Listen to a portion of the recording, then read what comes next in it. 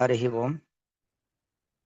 11ನೇ ಅಧ್ಯಾಯದ 44ನೇ ಶ್ಲೋಕ. ತಸ್ಮಾತ್ ಪ್ರಣಮ್ಯ ಪ್ರಣಿಧಾಯ ಕಾಯಂ ಪ್ರಸಾದಯೇ ತ್ವಾಂ ಅಹಮೀಶಮೀಢ್ಯಂ ಪಿತೇವ ಪುತ್ರಸ್ಯ ಸಖೇವ ಸಖ್ಯುಃ ಪ್ರಿಯ ಪ್ರಿಯಾಯಾರ್ಹಸಿ ದೇವ ಸೋಢುಂ. ತಸ್ಮಾತ್ ಪ್ರಣಮ್ಯ ಪ್ರಣಿಧಾಯ ಕಾಯಂ ಪ್ರಸಾದಯೇ ತ್ವಾಂ ಅಹಂ ಈಶಂ ಈಡ್ಯಂ ಪಿತಾ ಇವ ಪುತ್ರಸ್ಯ ಸಖಾ ಇವ ಸಖ್ಯುಃ ಪ್ರಿಯಃ ಪ್ರಿಯಾಯ ಅರ್ಹಸಿ ದೇವ ಸೋಢುಂ. ಅರ್ಜುನ ಇಷ್ಟೊತ್ತು ತಾನು ಕೃಷ್ಣನ ವಿಚಾರದಲ್ಲಿ ಯಾವ್ಯಾವ ರೀತಿಯಾಗಿರತಕ್ಕಂಥ ಅಪರಾಧಗಳನ್ನ ಮಾಡಿದ್ದೇನೆ ಅನ್ನೋದನ್ನ ನಿವೇದಿಸಿದ್ದಾನೆ.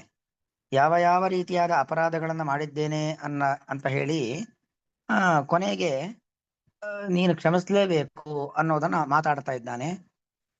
ತಸ್ಮಾತ್ ಪ್ರಾಣಮ್ಯ ಕಾಯಂ ಪ್ರಣಿಧಾಯ,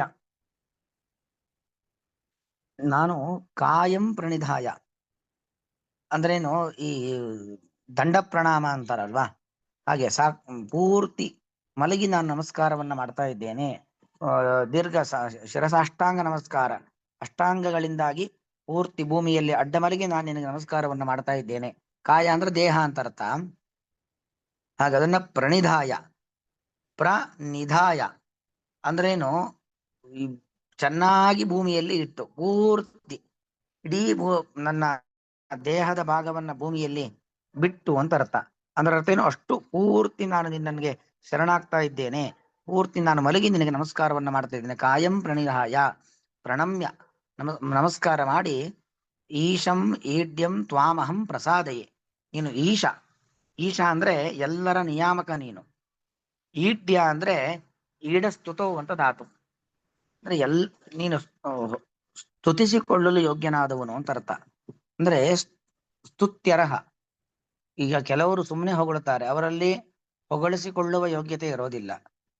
ಆದರೆ ನೀನು ಹಾಗಲ್ಲ, ಸ್ತೋತ್ರಕ್ಕೆ ಅರ್ಹನಾದವನು ನೀನು. ಎಷ್ಟೇ ಹೊಗಳಿಕೆಯನ್ನ ನಿನ್ನ ಬಗ್ಗೆ ಹೇಳಿದ್ರೂ ಕೂಡ ಅದು ಹೇಳಿ ಮುಗಿಯೋದಿಲ್ಲ, ಅಂತಹ ಹೊಗಳಿಕೆಗೆ ಅರ್ಹನಾದಂತ ವ್ಯಕ್ತಿ ನೀನು. ಹಾಗಾಗಿ ಈಶ ನೀನು, ಎಲ್ಲರನ್ನು ನಿಯಾಮನೆ ಮಾಡುವವನು ನೀನು. ಈಡ್ಯ ನೀನು, ಸ್ತೋತ್ರಾರ್ಹನಾದವನು ನೀನು. ಹಾಗಾಗಿ ನೀನು ನನ್ನನ್ನು ಕ್ಷಮಿಸಲೇಬೇಕು.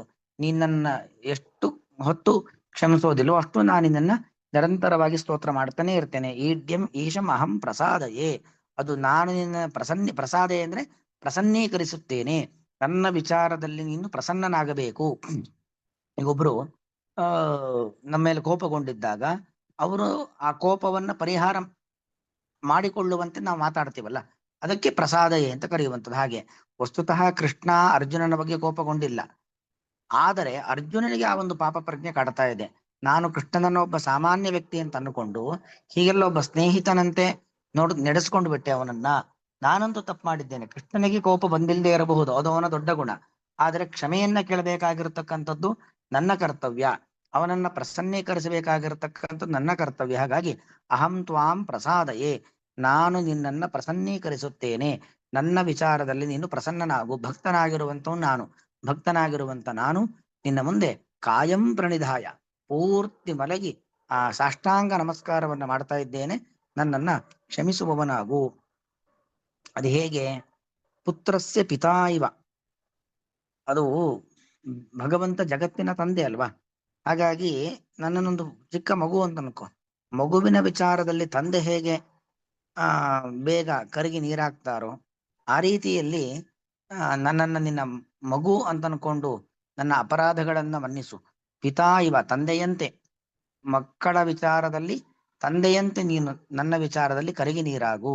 ಸಖೇವ ಸಖ್ಯು, ಇಬ್ರು ಸ್ನೇಹಿತರು, ಭಾರಿ ಆಪ್ತ ಮಿತ್ರರು.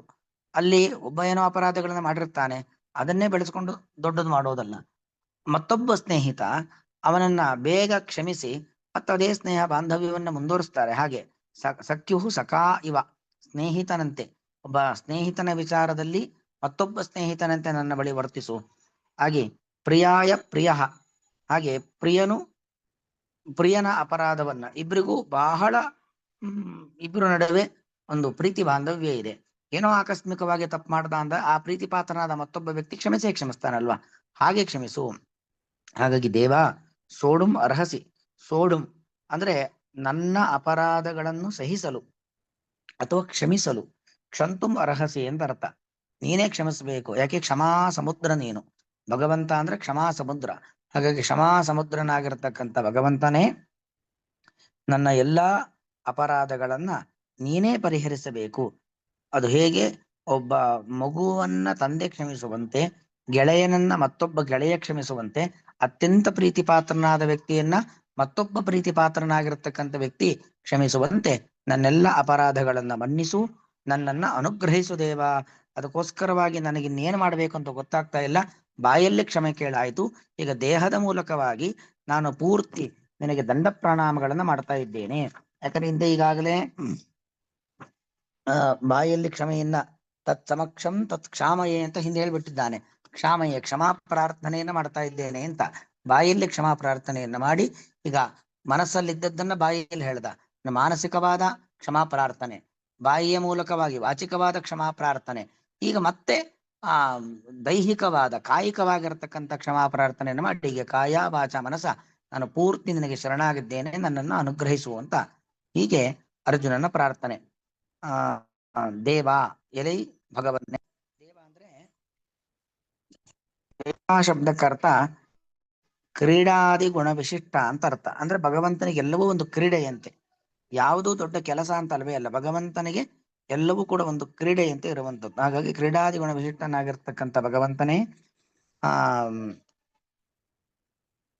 ಅಹಂ ಅಂತ ತಸ್ಮಾತ್ ಅಂದ್ರೆ ಆದ್ದರಿಂದ ಅಂದ್ರೆ ನಾನು ನಿನ್ನ ವಿಚಾರದಲ್ಲಿ ಅಪರಾಧಗಳನ್ನ ಮಾಡಿದ್ದೇನೆ, ಆದ್ದರಿಂದ ಕಾಯಂ ಪ್ರಣಿಧಾಯ ದೇಹವನ್ನ ಪೂರ್ತಿ ದಂಡ ಪ್ರಣಾಮಗಳನ್ನ ಮಾಡುವ ಮೂಲಕವಾಗಿ ಪ್ರಣಮ್ಯ ನಮಸ್ಕರಿಸಿ, ಈಶಂ ಸರ್ವ ನಿಯಾಮಕನಾದಂತಹ, ಈಡ್ಯ ಸ್ತುತ್ಯರ್ಹನಾದಂತಹ ತ್ವಾಂ ನಿನ್ನನ್ನು, ಅಹಂ ನಾನು, ಪ್ರಸಾದಯೇ ಪ್ರಸನ್ನೀಕರಿಸುತ್ತೇನೆ. ಅಹಂ ಅಂದ್ರೆ ಅಪರಾಧಿಯಾದಂತ ನಾನು, ನಿನ್ನನ್ನ ಪ್ರಸಾದಯೇ ಪ್ರಸನ್ನೀಕರಿಸುತ್ತೇನೆ. ಹಾಗೆ ನೀನು ಪುತ್ರಸ್ಯ ಮಕ್ಕಳ ವಿಚಾರದಲ್ಲಿ ಪಿತಾ ಇವ ತಂದೆಯಂತೆ, ಸಖ್ಯು ಸ್ನೇಹಿತನ ವಿಚಾರದಲ್ಲಿ ಸಖಾ ಇವ ಸ್ನೇಹಿತನಂತೆ, ಪ್ರಿಯಾಯ ಒಬ್ಬ ಪ್ರೀತಿಪಾತ್ರನ ವಿಚಾರದಲ್ಲಿ ಪ್ರಿಯ ಇವ ಒಬ್ಬ ಪ್ರೀತಿಪಾತ್ರನಾದವನಂತೆ, ಸೋಡುಂ ಕ್ಷಮಿಸಲು ಅರ್ಹಸಿ ಅರ್ಹನಾಗಿದ್ದೀಯ. ಹಾಗಾಗಿ ಇಲ್ಲಿ ನನ್ನನ್ನ ನೀನು ಕ್ಷಮಿಸು ಎಂಬುದಾಗಿ ಅದರ ಅಭಿಪ್ರಾಯ. ತಸ್ಮಾತ್ ಪ್ರಣಮ್ಯ ಪ್ರಣಿಧಾಯ ಕಾಯಂ ಪ್ರಸಾದಯೇ ತ್ವಾಮಹಮೀಶಮೀಡ್ಯಂ ಪಿತೇವ ಪುತ್ರಸ್ಯ ಸಖೇವ ಸಖ್ಯುಃ ಪ್ರಿಯ ಪ್ರಿಯಾಯಾರ್ಹಸಿ ದೇವ ಸೋಢುಂ. ಶ್ರೀಕೃಷ್ಣಾರ್ಪಣಮಸ್ತು.